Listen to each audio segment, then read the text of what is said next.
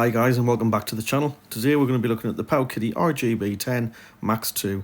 This was sent to me by Go Game Geek, who was previously called Ploylab. So the first thing I want to do is to take a look at the specs for the Max 2 to see if they are any different to the original RGB10 Max, which I reviewed a little while ago. So looking at the specs, it's still using the old Rock chip RK3326, which is quite disappointing. The RAM, it has 1 gig. Battery is 35 milliamp. The screen is LCD, it's 5-inch, and it's the IPS with a resolution of 854 by 480. The Wi-Fi is built in.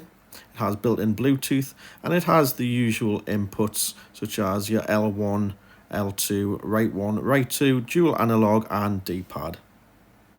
So anyone who has watched my previous video for the RGB10 or read the review on the website will see straight away that actually the internals of this machine is exactly the same as the previous one. This upgrade is purely cosmetic, unfortunately, which is a really big shame and disappointment.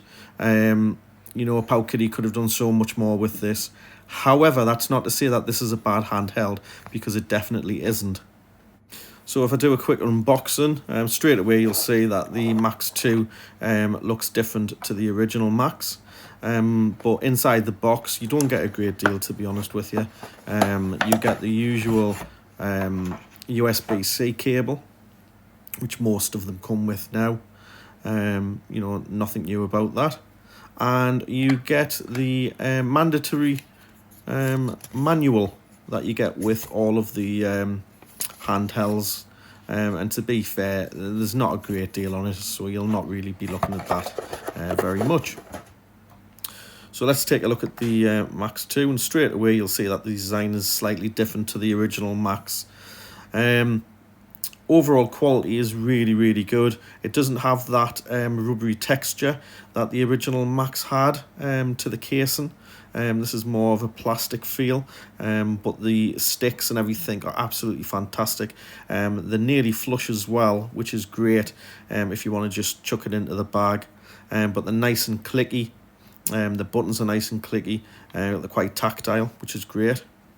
So as I mentioned earlier, the build quality on the Max 2 is absolutely fantastic. But saying that, the build quality on the original Max was just as good. You know, these two handhelds are probably the best quality handhelds that Powkiddy have released so far this year. You know, everything just feels really tactile on them. The buttons have a nice height to them. They don't go flush to the handheld when pressed in, and they just have a really nice premium feel to them. The actual shell on the Max 2 is a lot more plasticky feel to it compared to the original Max, but that's not a bad thing, you know, so don't let that put you off. So if you take a look at the top of the Max 2, you have your on-off button, your reset button, the Wi-Fi on and off switch, USB-C 5V, you have your headphone socket, the OTG USB-C socket, the SD card slot, and the volume up and down. You get the 4 shoulder buttons, so the right 1, right 2, left 1, left 2. Again, very good quality. The only thing I did find was with the shoulder buttons, the right 1 and left 1 buttons, sometimes if I pressed it on the very top, it wouldn't go in. So you will find that sometimes that will happen. It's best to press those buttons in either on the corners or on the side as you're playing, and which is a shame because your actual hands rest really well because of this contoured moulding that Powkiddy have now put onto the Max 2. It feels absolutely great when you're gripping it, and it puts your hand just in the right position for all of the buttons. It's a shame with regards to the sound quality though, because again, the same as the original Max, they're only using a mono speaker, even though there's stereo grills there, which is such a shame. Sound quality is okay, but it's not fantastic, and I think Powkiddy really missed out on this with the Max 2, and I'm not too sure why they would just put a mono speaker in once again. If we take a quick look at the operating system, as everyone knows who has watched my previous videos, I always do the articles and the reviews based on the operating system and software that comes with the machine. I don't like to mess about with it because there are a lot of people out there who aren't comfortable changing the operating system. So the Max 2 comes with EMU-elec, which was the same operating system that was on the original Max. Out of the box on the Max 2, it actually works fairly well. I still found there were issues with the likes of Nintendo 64, PSP, so I don't know if that is down to the operating system or whether that's just down to the emulators that they're using. But overall, straight out of the box, I thought it worked really, really well. This Max 2 that was sent to me by Go Game Geek, who were previously Ploy Lab, came with just over 30,000 games on it. So there's lots and lots of content there. You know, if you buy from them, you're sure to get your money's worth with regards to the amount of games that come installed on the Max 2. And it does come with all of the major retro gaming consoles, as well as all of the handhelds. Some work better than others. I did find that the likes of N64, PSP, and some of the Dreamcast games, some of them worked absolutely fine, and then others wouldn't. That isn't down to the actual, you know, quality of the handheld. That is down to that rock chip that they're still using, which is far outdated now.